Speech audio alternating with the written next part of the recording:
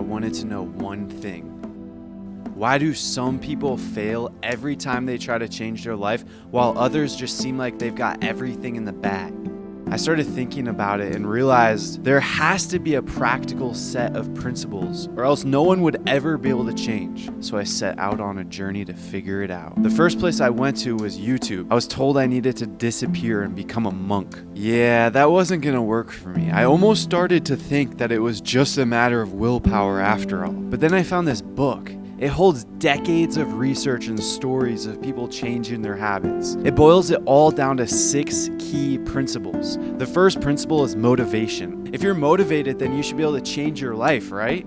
No, not exactly, because there are 6 total principles. I like to think of them as soldiers. If you're going to battle against 5 other soldiers, what do you think will happen? You'll probably lose. The more soldiers you have on your team, the higher your chances of winning. But it's not always so simple, because sometimes a soldier turns out to be a 5-star recruit and just wipes out your entire team. But you can get every single soldier on your team, just like this guy did. Once upon a time, in a world just like ours, there was a guy named James. He just wanted to build a better physique and was gonna leave nothing up to chance. He was gonna get all 6 soldiers on his team no matter what. The first thing he did was figure out what's actually gonna move the needle. Days went by as he researched and figured it all out. But in the end, it was simple. He only needed to do 2 things: go to the gym and eat better food. That's it. Now all he needed to do was align all 6 soldiers toward those 2 things. James decided to target the first soldier, but didn't know how, so he decided to go on YouTube and watch this video. How to get the first soldier on your team in 60 seconds. The first guy's name is personal motivation. When this guy's on your team, you are moving, you are rolling, and you are feeling great.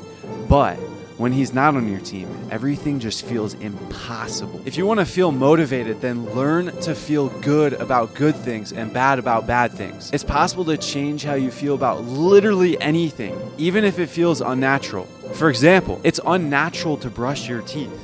Humans didn't always brush their teeth, but nowadays we learned to enjoy it. We look for things to appreciate about it, like the feeling of smooth teeth or the clean mouth taste. Just look for things to enjoy about your task and you'll be good.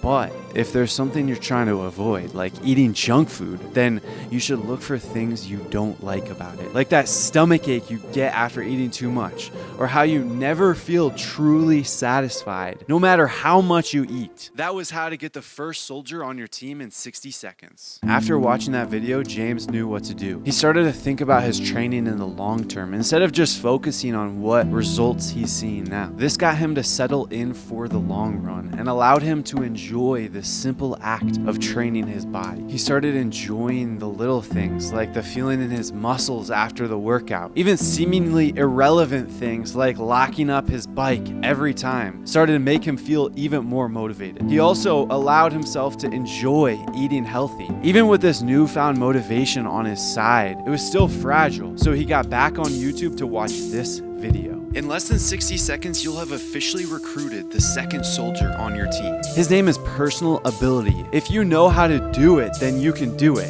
If you don't know how to do it, then you're gonna fail. For example, imagine you are seated in a room with nothing but a cookie. You are told that you can eat the cookie now or wait 5 minutes and you would get a second cookie. If you didn't know how to distract yourself, then you would just eat the first cookie. But if you wanted the second cookie, then you need to learn how to actually wait.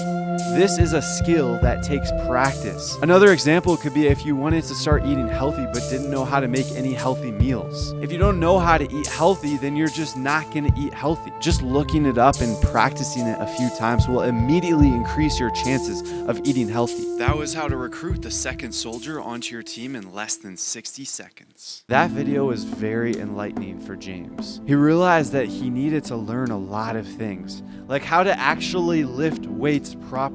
So he watched videos and practiced his form. He also found a simple training program to follow. And in the kitchen, he found a few simple meals online. Over time, he became more competent and motivated, but he wanted to supercharge his motivation by getting the third soldier on his team. So once again, he set off to figure out how. He was about to watch another video about it, but decided to go on a walk instead. About halfway through his walk, he tripped and blacked out. No one was around to help, so he just laid there completely still. But somehow, he was still aware and knew what was happening. Suddenly, a voice appeared. The third soldier. A very powerful one. His name is social motivation, also known as peer pressure. If you want to supercharge your motivation, then just get people to encourage your good behavior. But you have to prove that you're actually changing for them to be willing to hold you accountable. For example, let's say you wanted to stop watching TikTok. If you stop for a few weeks,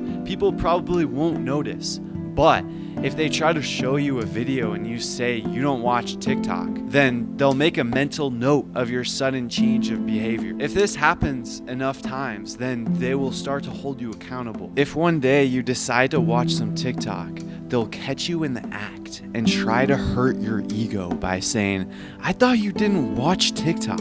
After something like this happens, you will never want to be caught watching TikTok again. But this force can also be negative.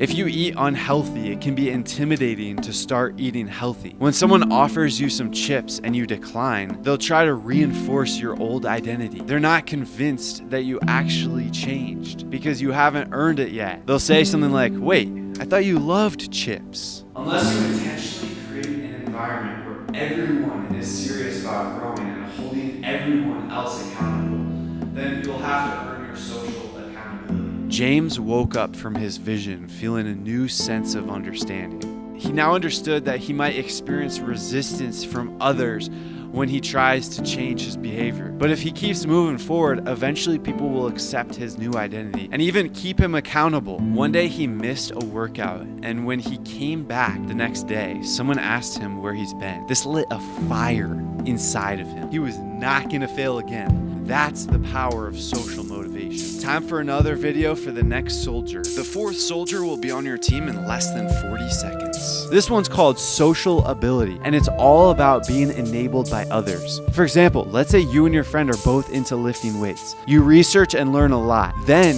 you share what you learned so you both learn even more. That's why people use the phrase iron sharpens iron. Another example is when someone suggests something that you never thought of and you start doing it. For example, if you wanted to limit your screen time, your friend may show you some strategies to make it happen. That's the fourth soldier added to your arsenal in less than 40 seconds. There were still 2 powerful soldiers left, so he jumped right into another video. 50 seconds till the 5th soldier is in your army. This guy's name is Structural Motivation, and he's all about rewards. If you get a prize for doing something, then that is structural motivation, but you have to be careful. If you try to reward yourself before you've developed the internal and social motivation for doing it, then you risk destroying all your motivation for it. Be cautious about using rewards like treats because you want to be self-reliant and not dependent on a prize for motivation. It's best to find rewards in the little things. For example, in high school, I used to go to the gym before school and would bring a little gym bag for my clothes. Over time, that bag became my own little trophy because it meant that I went to the gym that day. I always felt more satisfied when I had my gym bag at school. Even though no one ever saw my bag, it still motivated me. That was the 5th soldier in 50 seconds. Now, James is almost at full power. He was eager to get to this last one, so he went to YouTube right away. But this time he realized something. He realized that the guy he's been watching on YouTube is the same guy who's been narrating his story right now. This blew his mind so much that he just disappeared from existence, leaving just you and me. In the beginning, I talked about how you can have 5 guys on your team, but if your opponent turns out to be a 5-star recruit, then you've already lost. This last guy is that 5-star recruit, and it's called structural ability. Yes, all the other principles are important, but this 6th soldier is so crucial. It's all about how your environment affects your habits. If you don't want to do something, then remove it from your environment. Or if you do want to do something, then make it very accessible in your environment. For example, if you want to start going to the gym in the morning, then you can pack your bag the night before and place it by your bed. This serves 3 purposes. 1, it's a physical reminder for you to go to the gym in the morning. The second is that it makes it more convenient and removes a lot of the friction of working out in the morning. And the third one is that the simple ritual of packing your bag at night mentally prepares you for the morning. It actually makes you look forward to going to the gym. It connects back to the first principle of personal motivation. It trains you to get excited and think positively about the gym. If you think you're too lazy to align all 6 of these principles to your side, then you should check this video out, because you'll realize in 60 seconds that you're mistaking laziness for something else.